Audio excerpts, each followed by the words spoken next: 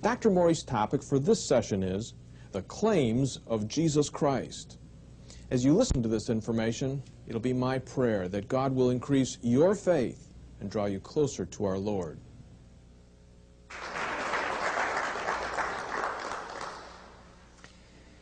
Our topic this afternoon has to do with the claims, not about Jesus Christ, but the claims of Christ.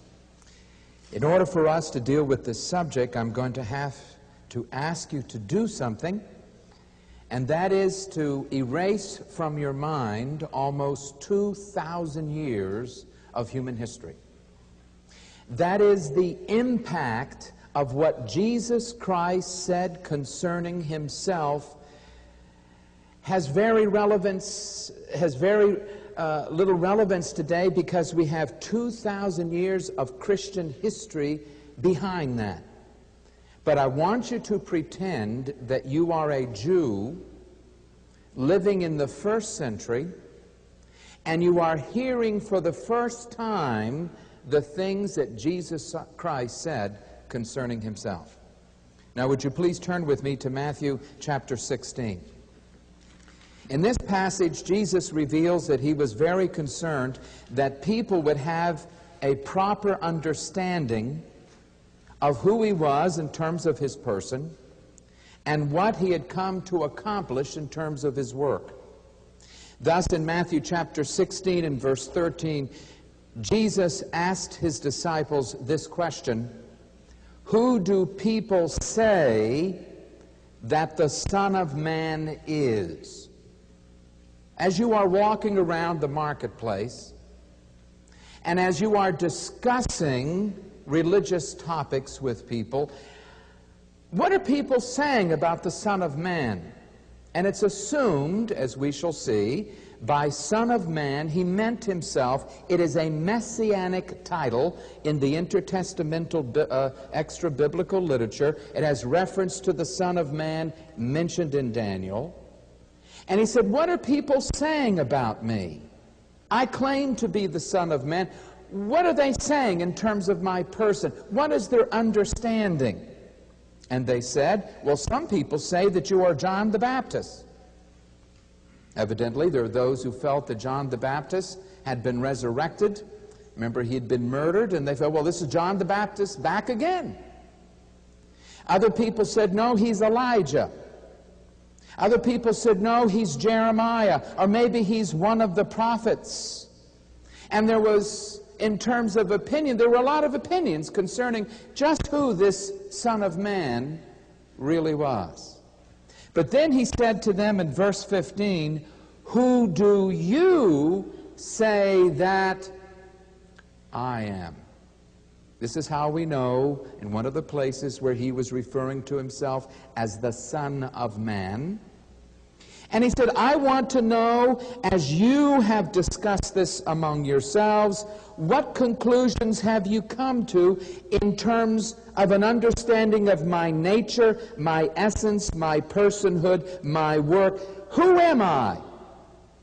And Simon Peter answered and said, Thou art the Christ, the Son of the living God.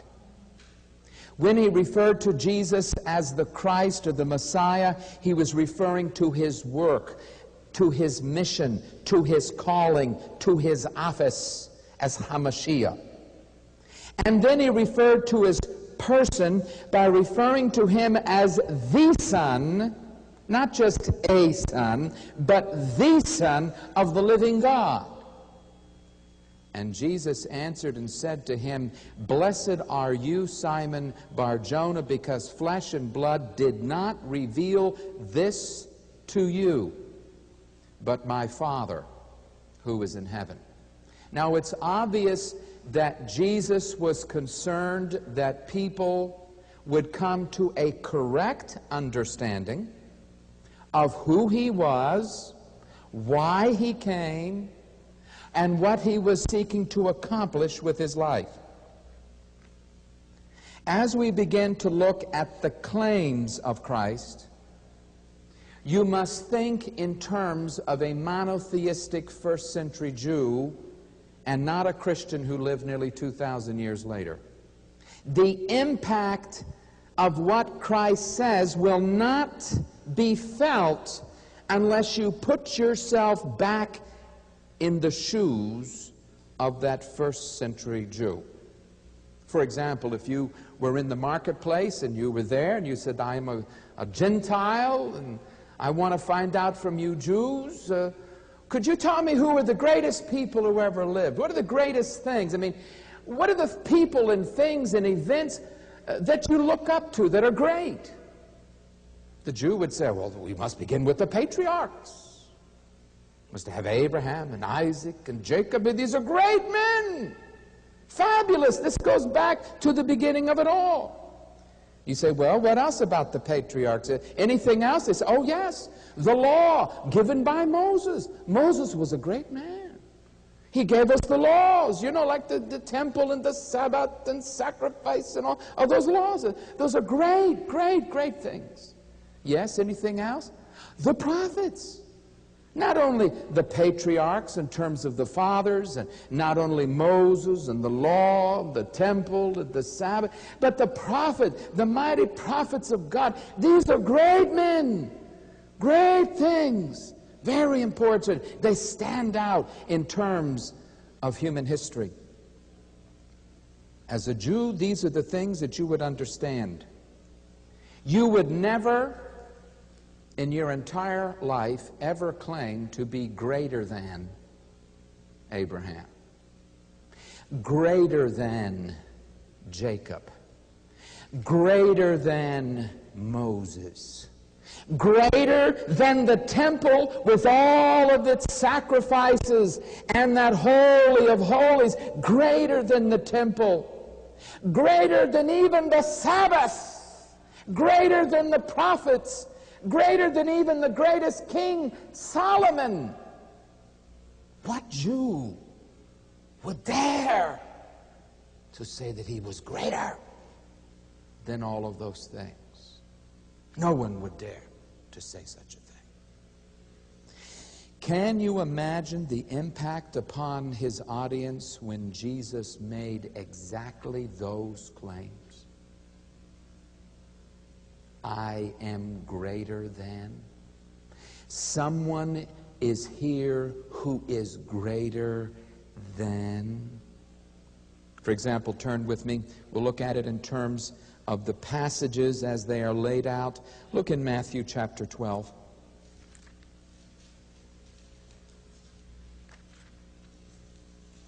At that time, Jesus went on the Sabbath through the grain fields, and his disciples became hungry and began to pick the heads of grain and eat. But when the Pharisees saw it, they said to him, behold, your disciples do what is not lawful to do on a Sabbath. But, he said to them, have you not read what David did when he became hungry, he and his companions? How he entered the house of God, and they ate the consecrated bread that was not lawful for them to eat, nor for those who were with him, but for the priests alone. You know the Old Testament passage. That bread was for the priests.